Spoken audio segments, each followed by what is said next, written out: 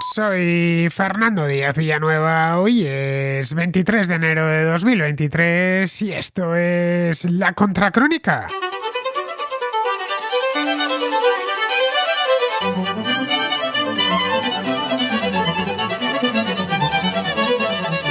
La semana pasada Eva Kaili, ex vicepresidenta del Parlamento Europeo, compareció de nuevo ante el tribunal que instruye en Bruselas el conocido como Qatargate, un caso de corrupción que ha conmocionado a las instituciones europeas desde que a principios de diciembre se descubrió que una serie de diputados recibían cuantiosos sobornos provenientes del Emirato de Qatar.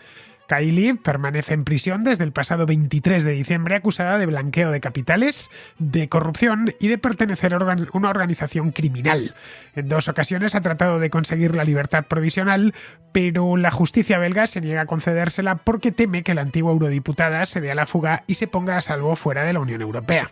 La defensa de Kaili y del resto de imputados arguye que son inocentes de todo lo que se les acusa.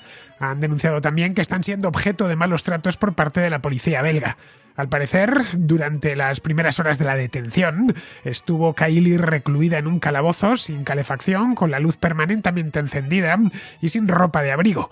Eso sucedió hace ya más de un mes. Kaili fue detenida junto a su asistente y compañero sentimental, el italiano Francesco Giorgi, y el eurodiputado, también italiano, Pierantonio Panzeri. Las detenciones fueron la culminación de una operación que la justicia belga tenía en marcha desde mucho tiempo antes, recopilando pruebas que la justificasen. Kaili y Panzeri disfrutaban en aquel momento de la inmunidad que confiere ser diputado europeo, pero al ser sorprendida en flagrante delito, fue arrestada y puesta a disposición judicial de inmediato. El flagrante delito consistió en una llamada que Kaili hizo a su padre para que huyese cuanto antes con una maleta en la que había cientos de miles de euros en efectivo. Los investigadores creen que no es Kaili, sino Panzeri, el cabecilla del grupo. Kaili, de hecho, se ha desvinculado en varias ocasiones de esta trama, aunque ha tenido que admitir que en su domicilio había una gran cantidad de dinero en efectivo que no ha conseguido justificar. A eso se ha sumado el hecho de que hace solo unos meses, coincidiendo con la celebración del Mundial de Fútbol de Qatar, defendió vehementemente al Emirato y las reformas políticas y laborales que estaba implementando. Llegó a afirmar en la Cámara que Qatar era el líder en derechos laborales y que estaba realizando una transformación histórica que serviría de ejemplo al resto del mundo árabe, algo que se reñía con la realidad y con los numerosos informes que hasta el propio Parlamento habían ido llegando. Por de pronto, aparte de permanecer en prisión, Eva Kaili ha sido expulsada del Parlamento y de su propio partido, el Partido Socialdemócrata griego PASOK. Le ha sustituido Marc Angel, un socialdemócrata de Luxemburgo.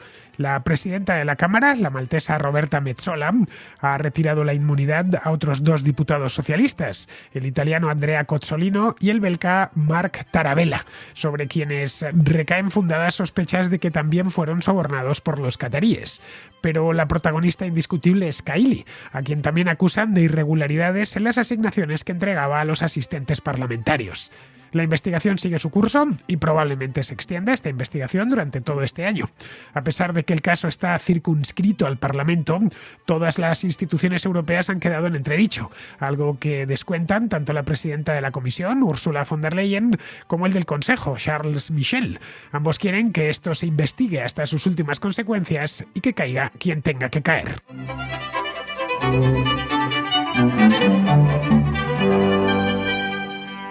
En el mes de julio del año pasado, la Oficina contra la Corrupción, una unidad de la Policía Federal belga, abrió una investigación que perseguía destapar una organización criminal dentro del Parlamento Europeo. La investigación se llevó a cabo de forma no secreta, pero sí muy discreta, para que nadie lo advirtiese, y menos que nadie, pues los propios parlamentarios. Tampoco hubo filtraciones, y eso fue de agradecer, por lo que cuando todo estalló, esto fue en la segunda semana de diciembre, pues pilló a todos por sorpresa, tanto a los propios eurodiputados como a la prensa y a todo el mundo. De hecho, la noticia fue recibida con bastante estupor, porque nunca había habido nada parecido a un caso de corrupción como este dentro del Parlamento Europeo. Esto sucedió a principios de mes, el 9 de diciembre exactamente. La policía belga hizo una serie de redadas, muchísimas, creo que fueron unas 20, una cosa así, bastantes. Durante esos días, durante esa semana, hubo un montón de noticias relativas a esto, lo que estaba sucediendo, investigando, algunas eran confusas, no se sabía muy bien quién estaba implicado. Salió la figura de Eva Kaili ya desde el principio, pero empezaron a sumarse nombres, porque en estas redadas pues encontraron un poco de todo. Se practicaron varios arrestos, tanto en la propia Bélgica como en Italia. Enviaron una orden de arresto a Italia y allí también procedieron algunas detenciones y algunos registros. Bueno, se registraron las casas, en los despachos de los sospechosos, todas estas cosas las fuimos viendo por televisión, porque al igual que la investigación se había llevado a cabo con una discreción máxima, no querían que nadie se enterase, lo cual es lógico y perfectamente comprensible en el caso de que se hubiera filtrado a la prensa o directamente que hubiera empezado a hablarse en Bruselas por lo bajo de lo que estaba sucediendo, pues seguramente no nos hubiéramos encontrado con lo que nos encontramos, es decir, con un tipo con miles de euros, cientos de miles de euros metidos en una maleta dentro de un hotel. Este tipo en concreto no es ni siquiera eurodiputado, sino el padre de una de las eurodiputadas de esta mujer, de Eva Kaili, que era en aquel momento vicepresidenta del Parlamento Europeo. El Parlamento Europeo tiene muchos vicepresidentes, un total de 14, así que tampoco es que el vicepresidente tuviese un poder extraordinario, pero bueno, era vicepresidente de la Cámara. Bien, les hicieron una serie de registros, algunos de estos despachos, tanto de las casas como de sus oficinas. Algunos estaban obviamente en el edificio del Parlamento Europeo en Bruselas. El Parlamento Europeo tiene dos sedes, una está en Bruselas, que es donde suelen pasar la mayor parte del tiempo, y tienen una sede secundaria en la ciudad de Estrasburgo, en Francia. Es donde siempre que aparecen imágenes del Parlamento Europeo, por lo menos las exteriores, suelen corresponder con la sede de Estrasburgo, que es mucho más reciente. Es una obra arquitectónica de hace unos años muy representativa.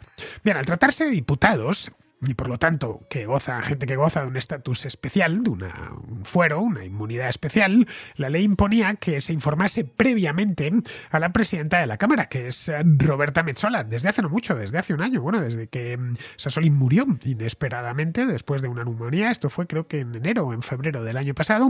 Esta mujer, Metsola, es maltesa. Bien, pues exigía a la ley que estuviese presente en los registros de los que fuesen eurodiputados. De los que no fuesen eurodiputados no hacía falta, concretamente de Eva Kaili y de Marc Tarabella, ambos los dos con acreditación de eurodiputados. Ya digo, en el caso de Kaili, de vicepresidenta, nada menos, era una de las que estaban justo por debajo de Metsola, muy conocida al parecer dentro del mundillo bruselense porque llevaba muchos años como eurodiputada. Tenía que aceptarlo, la mujer esta, Metsola, lo aceptó sin problemas. Esta era una de las vicepresidentas, lo cual pues causó todavía mayor sorpresa. El primer arresto, de cualquier manera, no se produjo en el Parlamento Europeo, se produjo en el Hotel Sofitel de Bruselas, un hotel de lujo de la capital belga. Allí la policía detuvo al padre de Eva Kaili, un tal Alexandros, que también se había dedicado a la política en el pasado, pero que no tenía ningún cargo. Los investigadores encontraron, los inspectores de policía encontraron una maleta con varios cientos de miles de euros. Esto es lo que se desprende del informe que elaboró la policía belga. Y los tenía, intentaba ya marcharse con ellos metidos en la maleta. Sacado casi de una película de narcotraficantes. El juez de instrucción consideró que le habían atrapado en flagrante delito. Evidentemente se encontró muchos cientos miles de euros, de los cuales Alexandros Kaili no pudo dar cuenta y por lo tanto pues estaba en flagrante delito, y eso salpicó directamente a su hija. Pudieron comprobar que se había realizado una llamada y que ella le había pedido que se largase cuanto antes de Bruselas, ya fuese a Grecia, aunque ahí le hubieran agarrado de cualquier manera, o directamente fuera de la propia Unión Europea para ponerse él a salvo y ya de paso poner a salvo todo ese dinero.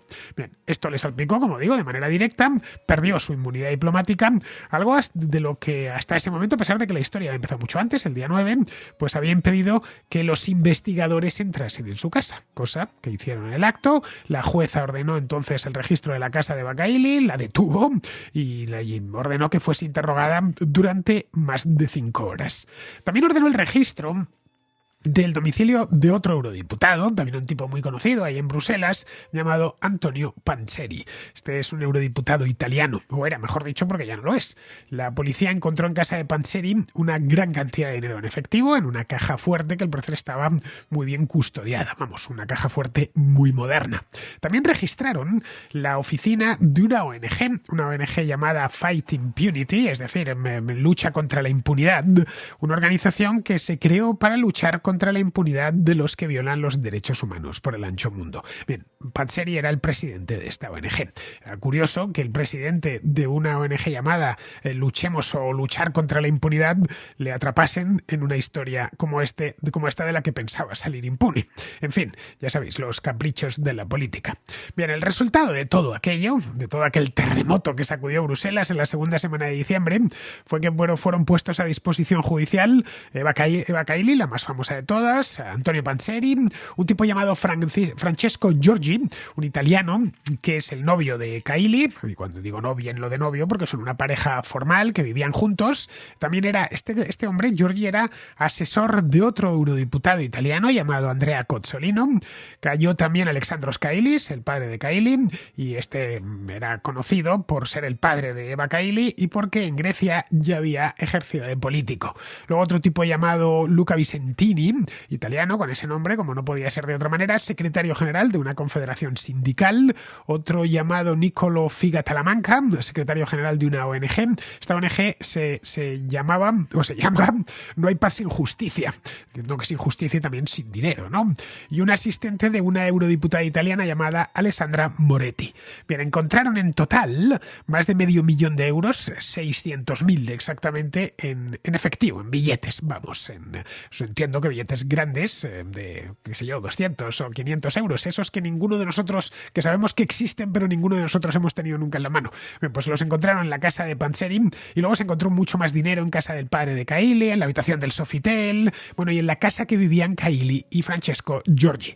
En total, la cantidad de dinero en efectivo intervenido en la operación fue de 1,5 millones de euros. Bien, un dinero que por supuesto no han podido justificar hasta la fecha.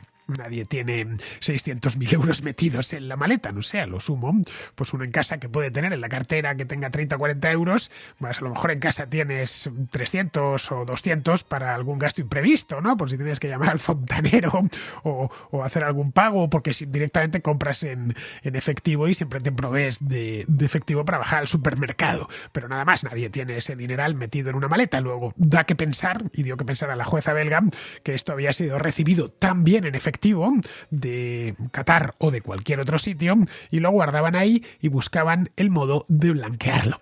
Bien, mientras todo esto sucedía en Bruselas, la policía italiana ejecutó 2 órdenes de arresto europeas con las que cayeron otras dos, mejor dicho, era Maria Coleoni, la esposa de Panzeri, que vivía en Lombardía, en Bérgamo exactamente, y su hija, que se llama Silvia, que fue arrestada no muy lejos de allí, en Milán. Estas dos estuvieron unos días en la cárcel y luego fueron liberadas. La policía italiana también registró la casa de Giorgi, donde encontró 20.000 euros, más sobre los que ya se habían encontrado en efectivo, estoy hablando. La orden de arresto, pues lo que venía era a confirmar las sospechas de que los cargos contra Panzeri estaban relacionados con la corrupción, nada más. Todos estos registros, con la corrupción y los obsequios de forma de dinero en efectivo que había recibido de diferentes estados. Entre ellos estaba Qatar, pero estaba también Marruecos, que es en ese momento cuando entró el nombre de Marruecos en toda esta historia. La publicación de todas estas noticias, pues claro, sacudió todavía más al estado de opinión europeo, especialmente en Bruselas. Luego, unos días más tarde, lo que hizo la justicia griega, porque claro, esto no tardó en llegar a Grecia, ¿no? Fue congelar todos los activos de Kaili que tenía dentro del país, no solo los de Kaili directamente, sino de sus familiares más cercanos, ya sabéis, cuentas bancarias, acciones que tuviesen suscritas, incluso le congelaron un terreno de 7.000 metros cuadrados, es decir, un lugar donde hacerse una casa de ciertas dimensiones, que estaba a nombre de Kaili y de Giorgi, de Francesco Giorgi, en la isla de Paros. La isla de Paros está al sur de Atenas, en las Islas Cícladas, en el archipiélago de las Cícladas. Bien, esto quizá, no lo sabemos, parte del dinero que estaban recibiendo por un lado lo estaban empleando en este tipo de cosas para poder blanquear todo ese dinero. Es lo que está sobre la mesa, no ha sido demostrado, ni mucho menos, pero son pruebas que se han ido acumulando. Luego, justo antes de la Navidad, la Fiscalía Europea solicitó al Parlamento Europeo que quitase la inmunidad diplomática de Kaili de Kaili y de su una colega, eurodiputada griega, que se llama María Spiraki. Como vemos, hay un montón de nombres. Esto da prácticamente para una serie.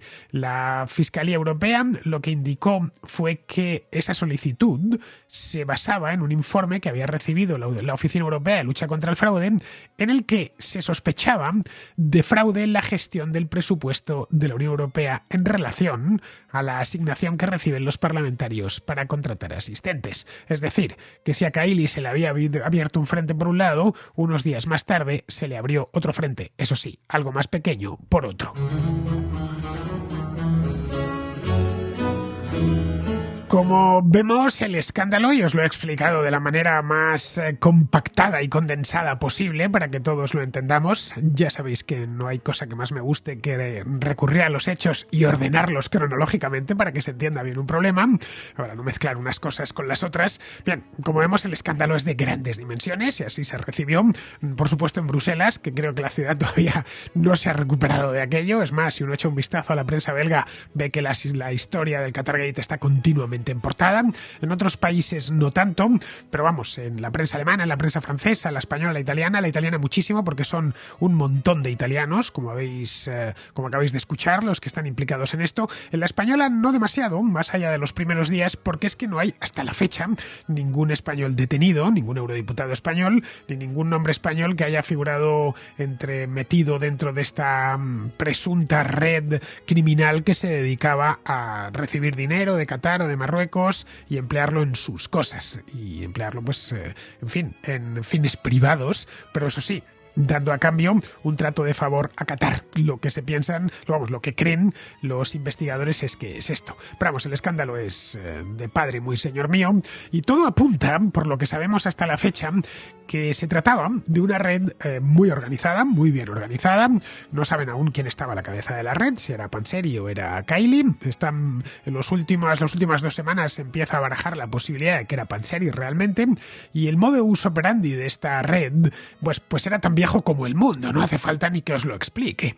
En fin, tú me das dinero y yo a cambio hablo bien de ti, valiéndome de mi posición privilegiada. Mi posición privilegiada es que soy vicepresidenta del Parlamento Europeo o que soy un eurodiputado muy conocido y que tengo buenos contactos dentro de Bruselas, y que a la hora, desde un manifiesto del Parlamento, una declaración, o se está cerrando un acuerdo comercial, pues la capacidad de presionar que tienes si eres eurodiputado, un eurodiputado reconocido y respetado, pues es mucho mayor que si eres un ciudadano particular a quien nadie conoce, ¿no? Bien, esto todo indica que la cosa va por ahí. Bien, se encuentra en instrucción, no lo olvidemos. Aquí se han sacado conclusiones muy precipitadamente, como siempre sucede con estos casos, y además empiezan los juicios paralelos. Esta mujer, a Eva Kaili, ya la han llamado de todo y han dicho que es culpable, pues poco menos de matar a Manolete. Manolete, para los que no lo sepáis, fue un torero, un toro llamado Islero, se llevó por delante en la Plaza de Toros de Linares en el año 1947. Eva Kaili, por supuesto, desconoce quién fue Manolete, no digamos ya de Islero, pero vamos, que ha sido acusada de prácticamente cualquier cosa y se la da por culpable. Posiblemente lo sea, pero no podemos decir que lo sea ahora, ni muchísimo menos. Hay, de cualquier manera, indicios de que, efectivamente, había montada una red criminal dedicada a esto, ¿no? Pero vamos, está en instrucción, aún falta para que este caso sea juzgado y pueda el tribunal demostrar la culpabilidad de los imputados, porque por de pronto son inocentes. Esto sí, esto ha dado pie a que todas las instituciones europeas, que se concentran en su mayor parte en Bruselas, bueno, el tribunal no, pero el Parlamento, el Consejo y la Comisión, por supuesto, están en Bruselas, que tampoco es que sea una ciudad muy grande, no tiene el tamaño de París, no tiene el tamaño de Berlín, de Milán o de Madrid, es decir, es una ciudad de un tamaño contenido y por lo tanto allí las noticias circulan todavía más rápido. Bien, esto ha hecho que todos, no solo dentro de Bruselas, sino también fuera de Bruselas, anden ahora sospechando que quizá esto, pues, no solo salpique al Parlamento, sino que salpique a todos. Bien, esto se ha oído muchísimo en el último mes, a pesar de que no hay indicio alguno que lleve a pensar que esto esté ocurriendo en la Comisión o en el Consejo Europeo. Nada más, tenemos indicios de que efectivamente sí ha ocurrido en el Parlamento, pero no en otras instituciones. El río, de cualquier manera, sonaba desde hacía ya tiempo, esto de Qatar y los sobornos, ¿no? Y el cabildeo de los cataríes. En países como Francia, los sucesivos Qatar Gates han sido varios, desde hace ya muchísimos años. Estoy hablando desde tiempos de Sarkozy. Allí las sospechas de que el dinero del Emirato lubrica la política nacional, esto es algo que se ha denunciado repetidamente y que ha dado lugar a muchos reportajes de prensa y televisivos, incluso a libros. Acusaron a algunos miembros del gobierno de Sarkozy de haber recibido, y estamos hablando de Sarkozy, es que gobernó hace más de 15 años, pues le estaban acusando de haber recibido sobornos de Qatar a cambio de favores políticos, pero no se pudo demostrar en aquel momento esa acusación ante un tribunal. Luego ya más recientemente se llegó a decir que Emmanuel Macron, actual presidente de la República Francesa, había recibido regalos bastante caros de Qatar, bueno, tan caros que tuvo que devolverlos, de manera muy discreta obviamente, a través de la Embajada de Francia en Doha, en la capital de Qatar, pues para evitar verse metido en problemas. Es decir, se me ha hecho un regalo muy caro, pues voy a ver cómo lo devuelvo, pero tampoco quiero reconocer abiertamente que lo he recibido, no vaya la gente a pensar mal. Tuvo que a través de la Embajada suya en Qatar, pues devolvérselo al gobierno qatarí, como os lo agradezco mucho, pero realmente no estoy en posición de aceptar un regalo como esto. No me quiero cargar mi propia presidencia por un regalo que me ha hecho un emir de un lugar perdido del Golfo Pérsico, ¿no? Bien, la investigación judicial sobre el Qatargate del Parlamento está, como digo, en curso. Más no podemos decir. Lo que se sabe hasta la fecha, ya os lo he explicado. Podemos atar todos los cabos que queramos, pero aun con todas, falta información que irá apareciendo a lo largo de las próximas semanas y los próximos meses. Y falta también, por supuesto, por oír a la parte acusada, que es importantísimo que ellos den sus propias razones. Vamos, que es demasiado pronto para sacar conclusiones. Uno de los imputados, Panzeri concretamente, acaba de llegar a un acuerdo con la Fiscalía belga de colaboración para facilitar información a cambio de que le den una sentencia más reducida. Vamos, se ha declarado culpable, en una palabra, en los términos que él habrá convenido ya, a cambio de dar información de cómo funcionaba aquello, siempre y cuando luego pues le quiten unos cuantos años. Aún así, por lo que se ha ido publicando en los últimos tiempos, en Francia o en Alemania, es fácil concluir que el problema va más allá de las instituciones de la Unión Europea y también más allá del propio Qatar, porque el asunto ha terminado, como os decía antes, salpicando a Marruecos. Esto ha dañado de manera muy profunda la credibilidad de toda la Unión Europea. El asunto este del Qatargate. Pero claro, aquí hay una doble vara de medir un tanto irritante, porque cuando estallan escándalos de corrupción en cualquier país europeo, que sea en Francia, en Alemania, en Italia, en España, bueno, en cualquier país que involucren a una institución concreta, nadie indica o dice o sugiere que la credibilidad de todas las instituciones alemanas, francesas o italianas está dañada y que no hay que confiar, que porque se encontró un caso de corrupción en el Ministerio del Interior, pues significa que todo el gobierno francés, todo el Parlamento francés, hasta el Tribunal de Cuentas está salpicado por ese caso de corrupción concreto de un político francés, y lo mismo puede decirse de Alemania. Bueno, hay algunos casos recientes. Esto fue en 2021, hace un par de años, menos de 2 años. Hubo 2 diputados del CDU, del partido de Merkel, que dimitieron cuando se descubrió que habían utilizado sus conexiones políticas para ganar 2 millones de euros con un contrato en el que se compraban mascarillas durante la pandemia. Los mascarillas Gate se han reproducido, yo creo que por todos los países del mundo. En España hemos tenido los nuestros, pero los ha habido en otras partes, ¿no? Hacía falta comprar mascarillas y equipos de protección individual, etcétera, etcétera, y no había dónde conseguirlos, de ahí que aparecieron un montón de listos con contactos que hicieron llegar esas mascarillas, que eran muy necesarias allá por el mes de marzo, abril, mayo del año 2020. Bien, estos 2 diputados alemanes fueron procesados, pero nadie dijo que el escándalo fuera más allá del Bundestag. No dijeron, pues aquí está corrompido todo el sistema, que digo, la propia Angela Merkel, ¿no? Luego, meses más tarde, estos 2 diputados fueron absueltos. Ellos en su defensa arguyeron que lo que cobraron era su tarifa de intermediación, ya que ambos hicieron ese negocio, pues lo cerraron en su calidad de abogados. Y eso, pues evidentemente tiene una tarifa, ¿no? Esto al parecer es perfectamente legal en Alemania. Ojo, en Alemania y en otros países también. Un diputado que es abogado, que es arquitecto, puede seguir ejerciendo su profesión sin problemas, siempre y cuando el ejercicio de su profesión sea transparente. También en Alemania cuando hace de esto un par de años, nada, 2 años y pico. Esto fue en septiembre de 2020, el caso Wirecard, que ha conmocionado a los alemanes en los últimos 2 años. Cuando quebró Wirecard, los directores de 4 agencias reguladoras tuvieron que dimitir precipitadamente, porque no habían hecho su trabajo de forma correcta. De nuevo, nadie sugirió que la credibilidad de todo el gobierno alemán y de todas las instituciones de Alemania estuviese en juego, o que todas estuviesen implicadas, ¿no? Lo que hizo el gobierno alemán fue sustituir a esos directivos y se puso a estudiar el modo de evitar que eso volviese a suceder. La Unión Europea tiene una regulación anticorrupción interna que es más estricta que la del Bundestag o la de la Asamblea Nacional Francesa. Pero el enfoque a adoptar no debería ser diferente. Ceñirse a los hechos, antes de nada, abstenerse de declaraciones innecesarias, tomar las medidas adecuadas y, sobre todo, y lo más importante, aprender la lección. Y del Qatargate se pueden extraer algunas lecciones. Las lecciones que pueden hacer la diferencia de cara al futuro. Una de ellas es que el Parlamento Europeo, que tiene, por cierto, la regulación contra el cabildeo más laxa que otras instituciones, como la Comisión Europea, pues debe endurecer esa regulación. Hasta ahora, por ejemplo, los diputados podían aceptar viajes de países extranjeros y solo tenían que declararlos con un formulario. He estado en tal sitio, ya está. Pero ya ha pagado el país en cuestión. Pero se ha descubierto que muchos ni siquiera los declaraban. Bueno, concretamente los viajes a Qatar y a Marruecos. Viajes, por supuesto, y no hace falta que lo diga, a todo lujo. Así que aquí en cierta medida podríamos hablar de un daño autoinfligido.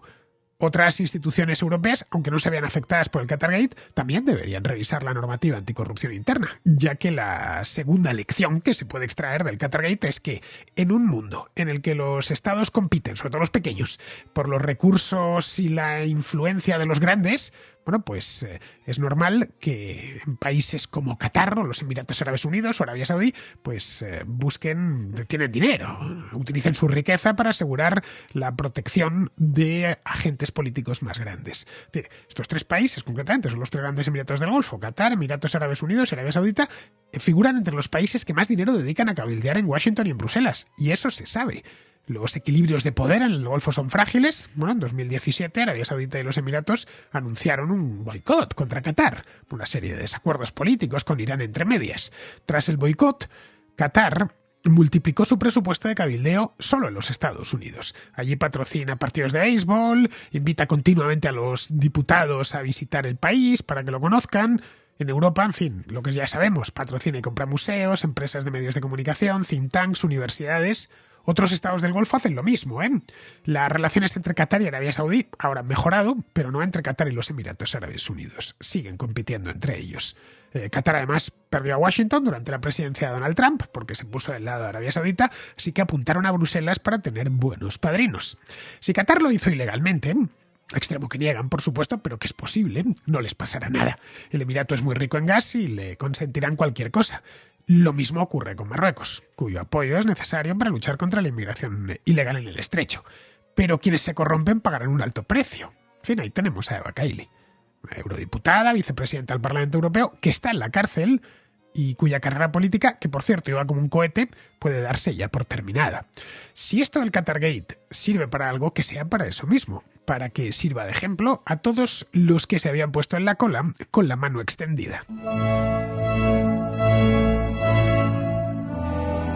Vamos con la contrarréplica. Empezamos con Álvaro, que nos cuenta lo que, a su juicio, motivó la famosa ley del solo sí es sí. Hola, buenas noches Fernando, o día o tarde, según corresponda, y a todos los contraescuchas. En este audio quería comentar mi teoría sobre cómo yo creo que se creó la ley de solo sí es sí. Llego un poco tarde, he querido dejar tiempo para pensar y no he tenido una opinión en caliente, lo he dejado un poco estar, he querido escuchar diferentes versiones, la reacción del gobierno, la reacción del partido, etcétera, para poder crearme una opinión un poco más, bueno, más en frío. El caso es que se habla mucho del tema de que por falta de conocimientos técnicos, que por eso ha salido de esta manera y ha salido gente con delitos sexuales am, a, a la calle y se ha rebajado las penas, etcétera. Y no creo que sea en absoluto por falta de conocimientos técnicos. Pueden ser personas con ideologías contrarias a la de uno, pero No por eso significa que no tengan conocimientos técnicos o que no sepan leer, porque es que no hace falta ni tener conocimientos técnicos, tienen asesores, quizás no los mejores, pero tienen y pueden permitirse los mejores, aunque uno no sea, uno por mucha ideología que tenga, si es abogado o lo que sea. Y aparte ha tenido informes técnicos desde la judicatura, desde diferentes asociaciones feministas y no feministas y de todo tipo. Así que no creo que sea porque no supiesen lo que iba a suceder. Creo que es un plan completamente orquestado que cuando los jueces aplicaran lo que ellos estaban legislando, iban a hacer una rebajada a la pena los agresores de la gente como con delitos sexuales.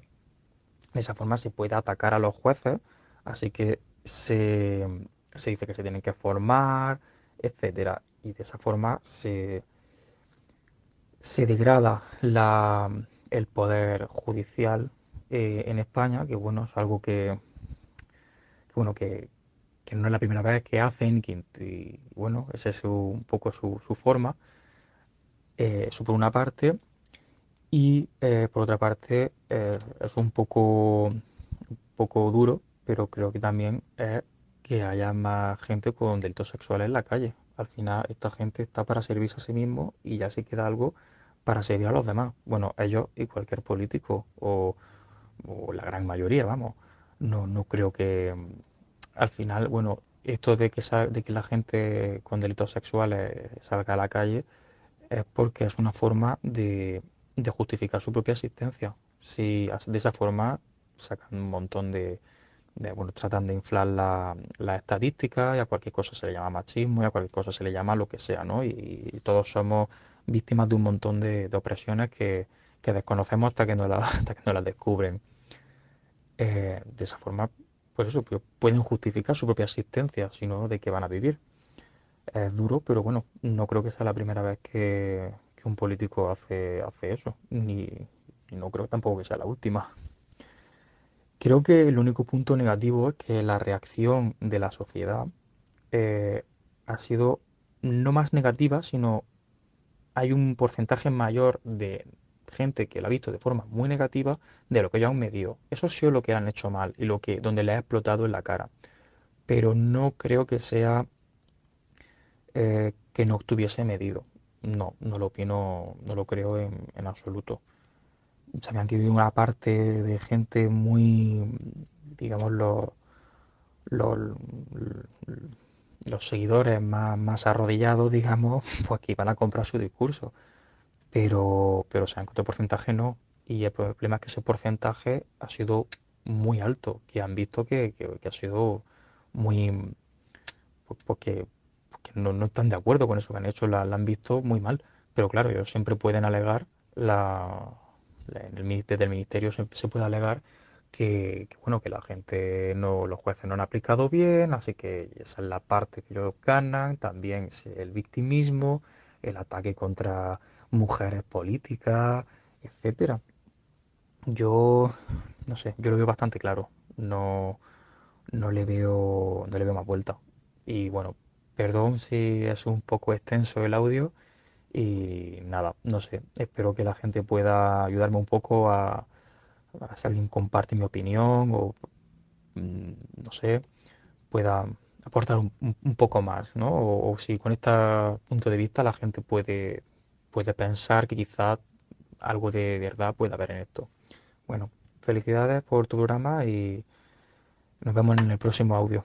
Pues no, Álvaro, yo no creo que les moviese algo como lo que comentas. Vamos, aplico la navaja de Occam. Lo que comentas es algo muy sofisticado, demasiado complicado. El origen de la ley del solo sí es sí es lo de la manada de Pamplona, a quienes, como bien sabes, condenaron por abuso sexual y no por violación, al entender que no hubo violencia ni intimidación hacia la chica. Luego, más tarde, ya se rectificó y el Tribunal Supremo acabó elevando las penas, creo que fue de 9 a 15 años de prisión por violación. Bien, ese es el origen de todo. La ley Montero, esta ley Montero, hay unas cuantas más, lo que elimina es la figura de abuso sexual. Por lo que todo acto sexual sin consentimiento, de ahí lo del sí es sí, todo está centrado en el consentimiento, pasa a ser considerado como una violación. Claro, esto les obligó a rediseñar las penas, porque evidentemente, claro, la ley tiene que ser, las penas tienen que ser proporcionales al delito. No es lo mismo una violación con exceso carnal después de haber dado una paliza a la víctima que unos tocamientos. Como había ya mucha gente condenada por las dos figuras preexistentes, la de violación y la de abuso, pues los abogados estudiaron los casos de sus clientes, que es su obligación y que les pagan para eso, nada más, y vieron que podían extraer ventajas respecto a las penas, todo con la ley en la mano. Bien, esto, el legislador, en este caso Montero, y su gente, pues no lo supieron ver, a pesar de que hubo muchos juristas que les advirtieron del peligro cuando estaba la ley ya terminada, a punto de aprobarse. Bien, ahí se juntó la ineptitud y el orgullo. Se negaron a cambiar eso porque suponía reconocer sus propias limitaciones, que son muchas, y a los que les advertían les llamaron machistas. Cosa que, por cierto, han seguido haciendo y seguirán haciendo, entiendo, han seguido haciendo hasta el momento presente, pero es que cada vez que digamos algo, cada vez que recordamos que ya son 141, que ya son tal, te vienen con lo mismo, ¿no? Es que esto es el machismo, el heteropatriarcado y no sé qué. Pero ahora ya están en la fase del orgullo. La de la ineptitud fue la confección de la ley. Y cuando no quisieron rectificar, a pesar de que se lo dijeron. Oiga, señoras, que es que esto va a producir esto. Que la ley muchas veces tiene un montón de no solo lo que se ve, sino lo que no se ve y cómo se puede llegar a interpretar. Bien, y a partir de ahí pues ha pasado lo que ha pasado, es que ya son creo que casi 150 los que agresores sexuales que han visto reducida su pena o en algunas ocasiones incluso han sido liberados. Les han devuelto a la calle porque han tenido una reducción suficiente como para ser excarcelados. Bien, vamos ahora con Iván, que nos habla de la ayuda a Ucrania y se pregunta si realmente sirve para algo y está justificada. Buenos días, Fernando. Quería comentarte sobre mi anterior intervención que fue hace unos meses sobre el tema de la guerra de Ucrania. Yo te planteé que estaba en contra de que se enviaran armas, no así en contra de las sanciones, cuando esas fueran razonables y se estuvieran aplicando realmente, cosa que creo que si se ha hecho poco ha servido, porque parece que Rusia pues ha tenido buenas medidas económicas y buenas políticas comerciales con China, sobre todo, y con la India, que le han hecho que el impacto de esas sanciones pues no haya sido muy grande. Yo convivo una persona rusa y que tiene doble nacionalidad y que está totalmente en contra de la guerra, pero por lo que me cuenta, el impacto que está teniendo económico en Rusia, por lo menos actualmente, a largo plazo supongo que será más, pero actualmente nos está afectando mucho más a la Unión Europea que a Rusia, todas las sanciones. Yo entiendo que se apoya a Ucrania, lógicamente es el invadido, tienen la razón geopolítica, es decir, es que en geopolítica existen razones, pero por lo menos la legalidad internacional les da la razón, pero no entiendo por qué, si no es un país miembro de la OTAN, tenemos que facilitarle armamento. El compromiso es entre los países de la OTAN. Evidentemente, si a Ucrania no se le admitió en su momento, cuando hubiera sido lo más acertado haberles admitido para de alguna manera protegerles, se les podía haber protegido incluyéndoles en la OTAN, pero no se hizo nada cuando se estaban produciendo el conflicto del Donbass, no se hizo nada desde cuando ocurrió el Euromaidán. Realmente lo único que se hizo fue fomentar la división y hacer negocio. Estados Unidos y los países europeos, aparte de la política, las erróneas políticas energéticas, sobre todo de Alemania, pues lo que se hizo fue mirar para otro lado cuando se estaba produciendo realmente una guerra civil dentro de Ucrania. Entonces, se ha llegado a este punto, todos sabíamos que Putin podía hacer esto, lo hizo, y ahora realmente en lugar de fomentar el diálogo, de fomentar una negociación, que al final va a ser lo que va a ocurrir, porque finalmente Rusia va a ganar, evidentemente tiene más potencia militar y más persistencia y no le importa perder miles de hombres y les da igual realmente a Putin, no solo a Putin, sino a todos los que están allí, que no es en la cúpula de poder. ¿Qué ocurre? Que que nosotros pensamos que mandarles armas es bueno porque podemos hacer que Ucrania gane la guerra, pero ¿cuándo va a acabar esto? ¿Cuánto tiempo hay que estar mandándoles armas para llegar a un estado de equilibrio de fuerzas, que es lo que está pasando, y que cada vez muera más gente? ya sea en la guerra o en un accidente, como desgraciadamente ocurrió ayer con el helicóptero. Al final, ¿sirve para algo esta mandar armas o simplemente para provocar más muertes? Más y más muertes de civiles, de militares, de soldados rusos que van allí a luchar y que ven como, bueno, realmente no tienen otra escapatoria que ir a esa guerra, porque si no acaban en la cárcel, tienen que elegir cárcel o frente. Entonces, bueno, esas armas que estamos mandando son para matar soldados rusos, chavales que no tienen a lo mejor la culpa de lo que ocurre, o para matar soldados ucranianos, para matar civiles y para, bueno, o para que los utilicen en bombardeos hacia civiles que están haciendo en el Donbass. También el ejército ucraniano. Hay cosas que no sabemos y que, bueno, están ocurriendo. Hay mucha desinformación, incluso se nos han censurado las cadenas rusas, algo que es ponerse al nivel de los rusos, de la dictadura de Putin, y bueno, realmente no nos están contando realmente lo que está pasando y la incidencia que tiene pues mantener la llama encendida de la guerra. Me van a llamar podemita, comunista, fascista, de todo. Igual que me han llamado otanista, me han llamado pro-yanqui, me han llamado de todo. De una cosa y de la contraria. Simplemente porque opino así. Es lo que ocurre. Pasaba lo mismo con la pandemia, pasaba lo mismo con cualquier cosa que se salga del discurso oficial. Aunque sea un poquito, como dice el coronel Baños y como dice tu amigo Jano. Así es. Bueno, Fernando, pues nada, a ver si esta vez me contestas como la otra vez y bueno, entiendes un poco mejor lo que te quiero expresar aquí, que no es ni mucho menos defender la invasión, sino todo lo contrario. Intentar que se entienda que la guerra hay que pararla y que enviando armas no es la forma de parar una guerra. Igual que no fue en la guerra del Golfo. Bueno, si tuviéramos que mandar armas a cada país que entra en conflicto y al que creemos o pensamos o tiene la razón, pues sería constante ese envío de armas en todos los conflictos.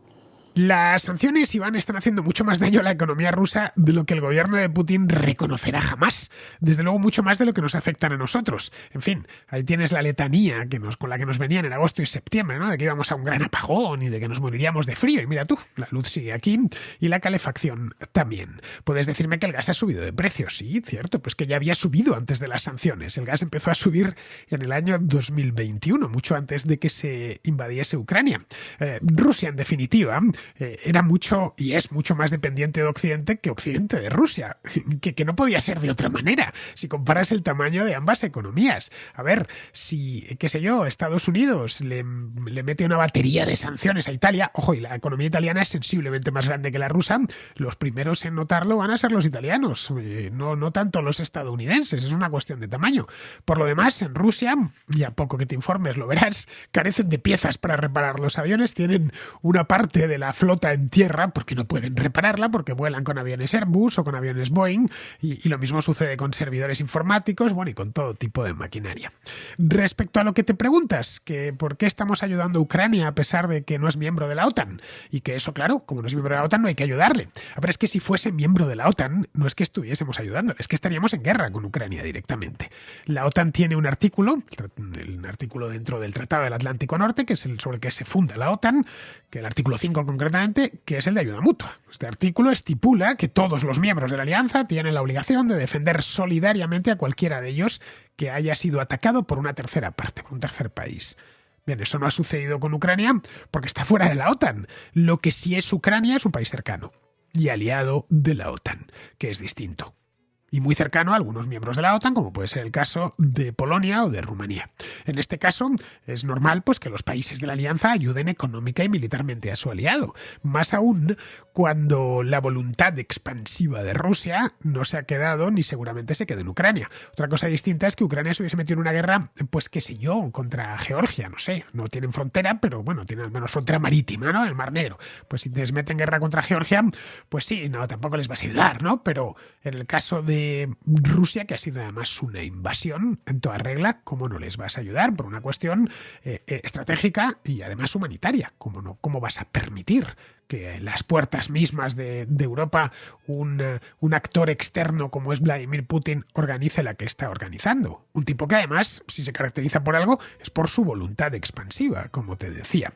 Así que la OTAN lo único que está haciendo es tratar un problema que tendrá en sus fronteras inevitablemente dentro de poco tiempo si no lo frena antes en Ucrania y no cauteriza este problema antes en Ucrania, que ha llegado tarde, no me cabe la menor duda, pero bueno, mejor tarde que nunca.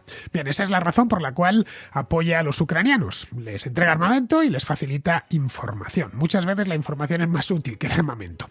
Respecto a la negociación de la que hablas, mira, el que no ha querido negociar nada es Vladimir Putin, que ha invadido el país. Con alguien que te pone 200.000 hombres en la frontera y los hace avanzar armados hasta los dientes hacia tu capital, pues no se puede negociar nada porque no tiene intención de negociar nada. Luego, por último, enviar armas sirve para fortalecer a Ucrania y disuadir a Rusia de seguir avanzando, o de contraatacar. Las armas sirven fundamentalmente para eso. No es tanto para utilizarlas como para evitar que otros las utilicen contra ti. Si Putin llega a imaginar en febrero de 2022, hace un año, que los ucranianos se iban a revolver y a recibir un apoyo tan decidido desde Occidente, no habría invadido a sus vecinos sin pensárselo antes no 2, sino 200 veces. Pero claro, pensó que eran débiles y que se rendirían, como lo hicieron en 2014 en Crimea. Ahora, si trata de recuperar territorio, y digo bien recuperar territorio, porque a pesar de su poderío militar no hace más que retroceder, Putin y los rusos desde el mes de abril, y esto es un hecho, no es una opinión, sabe lo que le espera. Y eso quizá le fuerza a sentarse a negociar. Pero claro, esa negociación tiene que partir de la retirada rusa de los territorios ocupados. Luego ya veremos dónde termina, pero tiene que partir de ahí. Y para eso Ucrania tiene que mostrar músculo. No hay otra. Esa es la realidad. Así que de esta guerra solo hay un culpable, que se llama Vladimir Putin. Y no podemos consentir que se salga con la suya, porque de lo contrario, su infame régimen irá a más y comprometerá la seguridad de todo el continente. Mira, en esto no hay equidistancia posible. O se está con Occidente y la democracia liberal, o se está con Putin y su autocracia. Yo lo tengo claro.